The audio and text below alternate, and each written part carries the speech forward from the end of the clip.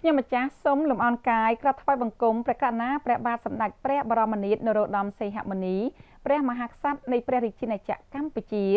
និងសម្ដេចព្រះមហាក្សត្រីព្រះវររាជមាតាជាតិខ្មែរក្នុងសេរីភាពសេចក្តីថ្លៃថ្នូរនិងសុភមង្គលជាទីគោរពសក្ការៈដ៏ខ្ពង់ខ្ពស់បំផុត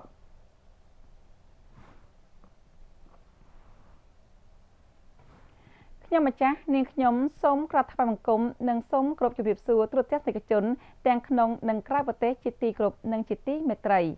លំដាប់តទៅនេះខ្ញុំម្ចាស់សូមលំអរកាយក្រាបថ្វាយបង្គំស្ដេចយាងទតនិងទស្សនាព័ត៌មានព្រះរាជសកម្មភាពរបស់ព្រះករុណាព្រះមហាក្សត្រនៃព្រះរាជាណាចក្រកម្ពុជាដែលមានជាបន្តបន្ទាប់ដូចតទៅក្នុងឱកាសគង់បំពេញព្រះរាជកិច្ចនៅទីក្រុងប៉ារីសសាធារណរដ្ឋបារាំងនៅវេលាព្រឹកថ្ងៃទី4ខែធ្នូឆ្នាំ2025ព្រះករុណាជាអង្គម្ចាស់ជីវិតលើត្បូងព្រះបាទសម្ដេចព្រះបរមនាថព្រះមហាក្សត្រនៃព្រះរាជាណាចក្រកម្ពុជាជាទីគោរពសក្ការៈដ៏ខ្ពង់ខ្ពស់បំផុតស្ដេចយាងចូលរួមក្នុងកិច្ចប្រជុំនៅបណ្ឌិតសភាវិទ្យាសាស្ត្រឯនីសមុទ្រនៅទីក្រុងប៉ារីសសាធារណរដ្ឋបារាំងអញ្ជើញចូលរួមដង្ហែថ្វាយព្រះរាជសកម្មភាពដ៏ឧត្តុង្គឧត្តមនៃព្រះករុណាជាអង្គម្ចាស់ជីវិតលើត្បូងជាទីគោរពសក្ការៈដ៏ខ្ពង់ខ្ពស់បំផុតក្នុងឱកាសនេះមានសម្ដេចមហាមន្ត្រីគុយសុផលឧបនាយករដ្ឋមន្ត្រីក្រសួងព្រះបរមរាជវាំងនិងជាឧត្តមប្រឹក្សាផ្ទាល់ព្រះមហាក្សត្រឯកឧត្តមលុយដាវីតឯកអគ្គរដ្ឋទូតវិសាមញ្ញនិងពេញសមត្ថភាពរបស់ព្រះរាជាណាចក្រកម្ពុជាប្រចាំសាធារណរដ្ឋបារាំងលោកជំទាវអ៊ុនប៊ូផាណាឯកអគ្គរដ្ឋទូតវិសាមញ្ញនិងពេញសមត្ថភាពនៃគណៈប្រតិភូអចិន្ត្រៃយ៍នៃព្រះរាជាណាចក្រកម្ពុជាប្រចាំអង្គការយូណេស្កូព្រមទាំងមន្ត្រីអ្នកមុខអ្នកការសំខាន់របស់ក្រសួងព្រះបរមរាជវាំងនិងមន្ត្រីស្ថានទូតជាច្រើនរូបទៀតក្នុងឱកាសនោះក៏មានការអញ្ជើញចូលរួមថ្វាយព្រះពរស្វាគមន៍យ៉ាងពិសេសប្រកបដោយភាពខ្ពង់ខ្ពស់កក់ក្ដៅពីសំណាក់លោកជំទាវ Christine de Soucy-Rich ប្រធានបណ្ឌិតសភាវិទ្យាសាស្ត្រឯនីសមុទ្រប្រចាំឆ្នាំ2025ឯកឧត្តម Xavier Darcos អធិការបតីនៃវិទ្យាស្ថានសមាជិកបណ្ឌិតសភាបារាំងនិងជាសមាជិកនៃបណ្ឌិតសភាវិទ្យាសាស្ត្រឯនីសមុទ្រឯកឧត្តមសាស្ត្រាចារ្យ Olivier de Bernon និងឯកឧត្តម Dominique Bajou លេខាធិការអចិន្ត្រៃយ៍នៃបណ្ឌិតសភា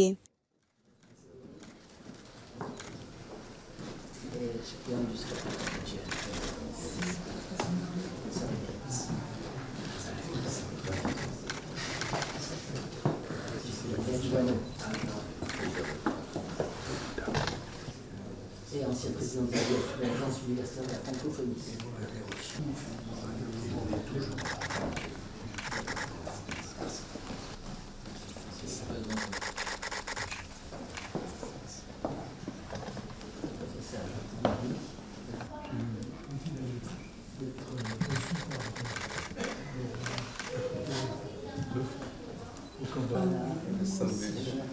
Bien sûr.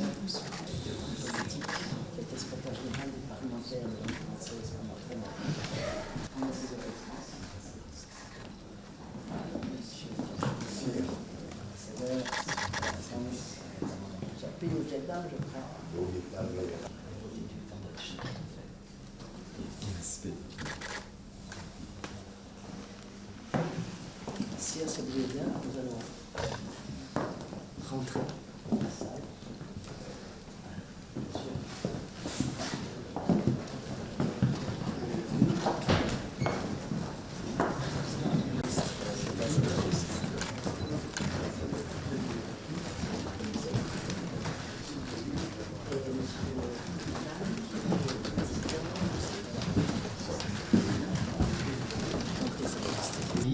Qu'ils ont sélectionné à son intention. Les deux délégations sont បន្ទាប់ពីបើកសម័យប្រជុំបណ្ឌិតសភាវិទ្យាសាស្ត្រឯនីសមុទ្រយ៉ាងអឡារឹករួចមកឯកឧត្តម Xavier Darcos អធិការបតីនៃវិទ្យាស្ថានសមាជិកបណ្ឌិតសភាបារាំងនិងជាសមាជិកនៃបណ្ឌិតសភាវិទ្យាសាស្ត្រឯនីសមុទ្របានទូលថ្វាយនិងថ្លែងសន្ទរកថារំលឹកអំពីប្រវត្តិរបស់ព្រះករុណាជាម្ចាស់ជីវិតលើត្បូងព្រះមហាក្សត្រនៃព្រះរាជាណាចក្រកម្ពុជាជាទីគោរពសក្ការៈដ៏ខ្ពង់ខ្ពស់បំផុតកាលពីពេលដែលព្រះអង្គបានសពព្រះរាជហឫទ័យស្ដេចយាងទៅសិក្សារៀនសូត្រខាងផ្នែករបាំក្នុងទីក្រុងប្រាកេរហូតបានក្លាយជាគ្រូបង្រៀនក្នុងវិស័យនេះហើយបន្តមកព្រះអង្គបានដង្ហែព្រះករុណាព្រះបាទសម្ដេចព្រះនរោត្តមសីហនុព្រះវររាជបិតាជាតិខ្មែរព្រះបរមរតនកោដ្ឋជាទីគោរពសក្ការៈដ៏ខ្ពង់ខ្ពស់បំផុតនិងបានជួបអិសរាជជននយោបាយធំៗក្នុងពិភពលោករហូតយាងឡើងគ្រងព្រះបរមសិរីរាជសម្បត្តិឯកឧត្តមបានទូលថ្វាយនិងជម្រាបជូនបន្តថាព្រះករុណាព្រះមហាក្សត្រមិនត្រឹមតែទទួលបានសេចក្តីគោរពស្រឡាញ់ពីប្រជារាស្ត្រខ្មែរប៉ុណ្ណោះទេប៉ុន្តែជនបរទេសក៏មានការស្ញប់ស្ញែងព្រះអង្គដោយសារចំណេះដឹងភាពស្រគត់ស្រគំនិងព្រះរាជឥរិយាបថការទូតរបស់ព្រះអង្គផងដែរឯកឧត្តម Javier Darcos បានបន្ថែមថាព្រះអង្គមិនត្រឹមតែផ្ដល់កិត្តិយសដល់បណ្ឌិតសភាវិទ្យាសាស្ត្រឯនីសមុទ្រដោយទទួលធ្វើជាសមាជិកសមាគមប៉ុណ្ណោះទេប៉ុន្តែព្រះអង្គគឺជាប្រភពនៃចំណេះដឹងក្នុងវិស័យសិល្បៈ Francophonie ជាមោទនភាពនិងជាភេទ្រភាពនៃចំណងមិត្តភាពប្រវត្តិសាស្ត្ររវាងកម្ពុជានិងបារាំងទៀតផងក្នុងឱកាសដ៏អ្នកខត្រឹកនេះព្រះករុណាជាម្ចាស់ជីវិតលើត្បូងជាទីគោរពសក្ការៈដ៏ខ្ពង់ខ្ពស់បំផុតព្រះអង្គសពព្រះរាជហឫទ័យប្រោសព្រះរាជទានព្រះរាជសន្ទរកថាដែលមានព្រះសូរសៀងដើមប្រកបដោយខ្លឹមសារដ៏ខ្ពង់ខ្ពស់ដូចតទៅ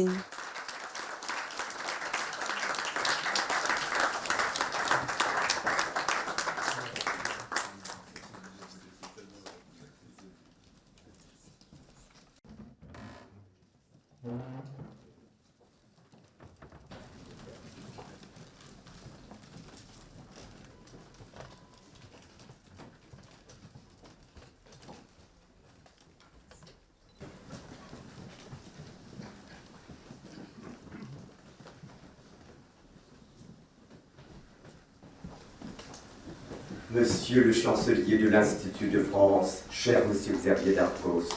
l'honneur que vous m'avez fait en prononçant ces mots d'accueil au sein de l'Académie des sciences d'outre-mer me touche profondément et je suis extrêmement sensible à l'amitié que vous venez de me témoigner. Monsieur le Premier ministre, Madame la Présidente, Monsieur le secrétaire perpétuel, Mesdames et Messieurs les académiciens, Mesdames et Messieurs, en m'invitant à rejoindre les rangs de votre compagnie, vous m'avez offert de connaître une institution qui place l'humanisme au cœur de sa vocation. La devise que vous m'offrez de partager, aimer, savoir, comprendre, respecter, et d'une telle bienveillance qu'elle élève l'esprit vers un idéal dont on voudrait être digne. Vous m'invitez, Mesdames et Messieurs les académiciens, à m'asseoir parmi vous pour partager le même idéal. Et je me réjouis d'être convié à cultiver au milieu de vous l'art d'aimer, cher Monsieur Xavier Darcos, mais aussi l'art de savoir, celui de comprendre et celui de respecter. Il y a dans le nom même de l'Académie des sciences d'outre-mer une poésie difficile à traduire dans ma langue, le cambodgien. Les Khmers n'ont jamais été de grands navigateurs, et l'univers dans lequel ils ont longtemps vécu était cerné de mer ou d'océan, les Mahasamot, entourant le mont Meru de nos cosmogonies qu'il ne faisait pas bon traverser. En 1853 encore, mon illustre aïeul, le roi Andour, fit composer une traikumi, une description des trois mondes, dans laquelle le mont Meru est décrit comme l'axe de l'univers, dressé au centre d'océans immenses et d'une profondeur insondable, d'où émerge ce grand continent, les Mahapis. Pour les habitants de notre continent, Le Tiampotwi. Il existait donc bien des outre-mer, mystérieux parce qu'inaccessibles. Les habitants des continents situés au-delà des océans étaient décrits parfois comme des géants, parfois comme des Lilliputiens. Ils étaient crédités de vertus extraordinaires, d'une longévité merveilleuse, de facultés admirables ou de dards effrayantes, sur lesquels il était d'autant plus loisible de gloser qu'il était impossible de jamais les rencontrer. Les vieux Khmers, comme les anciens Grecs, croyaient-ils à leur mythe? Sans doute pas complètement, mais ils vivaient avec eux. Et le Cambodge merveilleux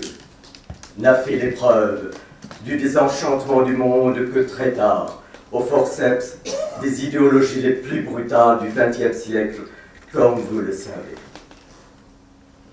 Le fils aîné du roi Ondour, le roi Norodom, eut de l'outre-mer des notions plus sensibles. En 1872, le gouverneur de la Cochinchine, l'amiral Dupré, mit à sa disposition la frégate Buren, qui le conduisit à Hong Kong, puis aux Philippines. Pour ce souverain khmer, l'outre-mer devenait concret. Le roi put mesurer lui-même l'immense distance qui sépare les continents et la relative facilité avec laquelle les marins franchissaient cette distance. Sans doute, ce prince apprécia-t-il l'accueil qu'il reçut lors de chaque escale et l'intérêt qu'il y avait pour son pays de nouer des liens avec ce lointain à tant d'égards si proche. Le résultat le plus notoire de la croisière dans la Méditerranée asiatique, que constitue la mer de Chine du Sud, fut que le roi Norodom ramena de Manille un orchestre complet de musiciens philippins. Ainsi, le premier voyage outre-mer d'un souverain khmer eut avant tout des conséquences culturelles et artistiques. En 1906, Sa Majesté le roi Sisovat, fils puiné du roi Ondour, fut le premier à découvrir la métropole, qui constituait en quelque sorte le pendant des Outre-mer. Les vieux mandarins de la cour et les reines qui n'étaient pas du voyage n'avaient pas ménagé leurs efforts, ni leurs pleurs, pour que le roi renonçât à franchir ces océans abyssaux, ces Mahasamot, pleins de menaces, et pour qu'il ne se risquât pas au milieu les habitants de l'Ottarakorotvipa, le continent du Nord, décrit dans les textes comme étant emportés et sans noblesse. Souverain débonnaire et curieux, le roi Sisovat était avide de découvrir la France, cet outre-mer lointain pour un Cambodgien. L'enchantement fut mutuel. Le roi et sa suite découvrirent la métropole et sa puissance. En retour, ils firent connaître le ballet royal qui allait danser pour la première fois hors du Cambodge.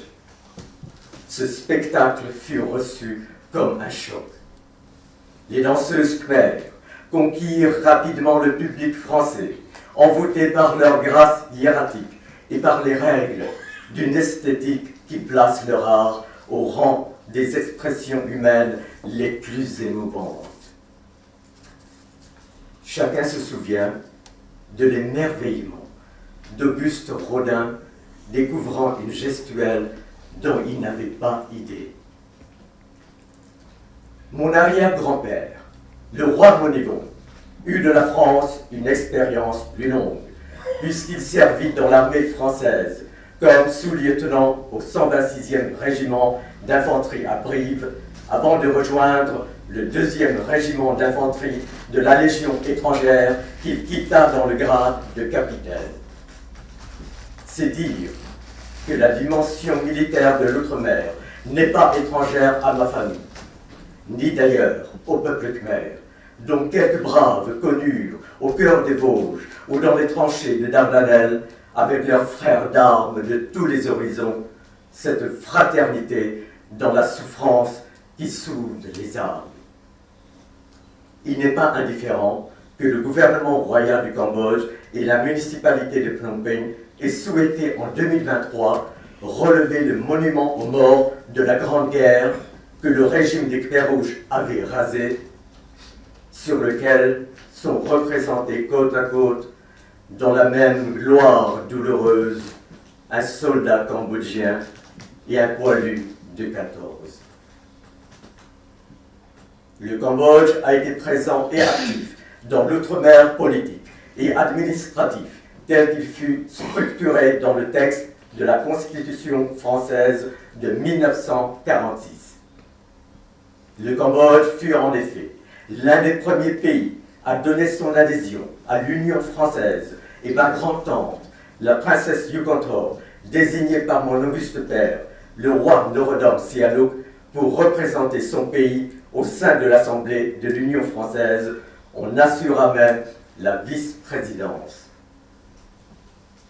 Ayant recouvré son indépendance, le Cambodge sera, il est vrai, l'un des premiers États à vouloir cette fois s'émanciper de l'Union.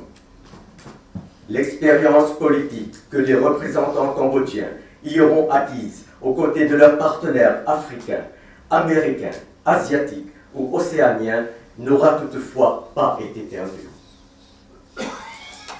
C'est en effet avec les pays qui avaient formé l'Union française que mon auguste père, Norodom Sihanouk, put développer les premières relations diplomatiques du Cambodge indépendant.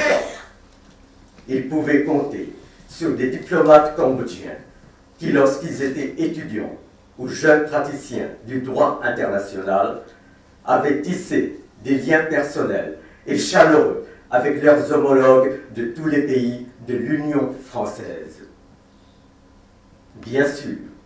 la convivialité entre les diplomates de ces jeunes nations était d'autant plus facile à entretenir que leur langue commune était le français. Je sais l'engagement de l'Académie qui m'accueille aujourd'hui dans la cause de la francophonie. Chacun d'entre vous sait aussi le rôle que mon auguste père, Norodom Sihanouk, a pu jouer aux côtés des pères fondateurs de l'Organisation internationale de la francophonie, auquel il était attaché par les sentiments les plus fraternels, notamment à l'égard du président Hamani Diori et de Léopold Sédar Senghor. Mon pays aura en 2026 l'honneur d'accueillir le 20e sommet de la francophonie. Le gouvernement royal souhaite organiser ce sommet à Siem Reap devant les temples d'Angkor qui sont l'orgueil du Cambodge. Je forme le vœu que ce sommet soit un succès et pour que la communauté des pays qui ont le français en partage, selon la formule consacrée,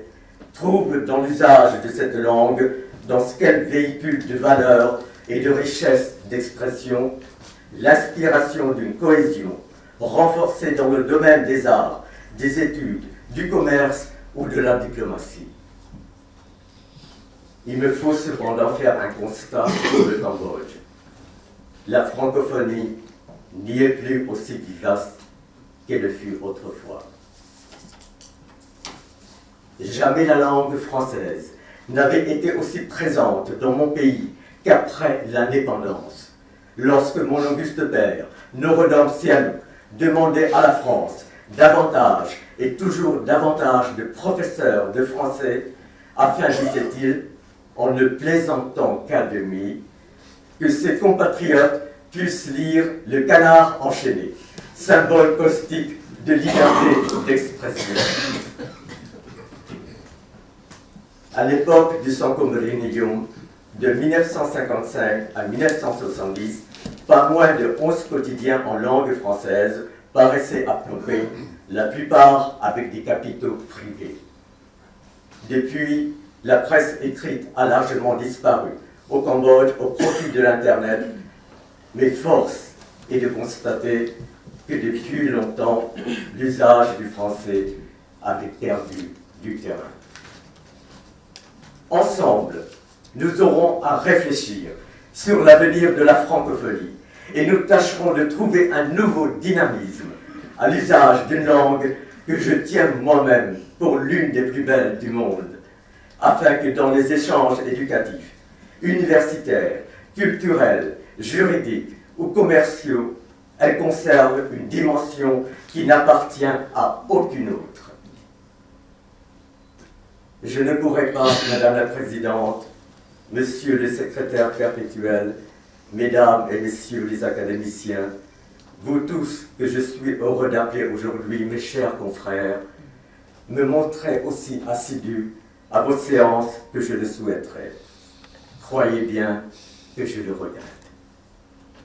Je m'engage, cependant, à être aussi fidèle qu'il me sera possible, à me tenir informé de vos travaux, de vos publications et des événements auxquels l'Académie sera associée. Je vous remercie pour votre attention.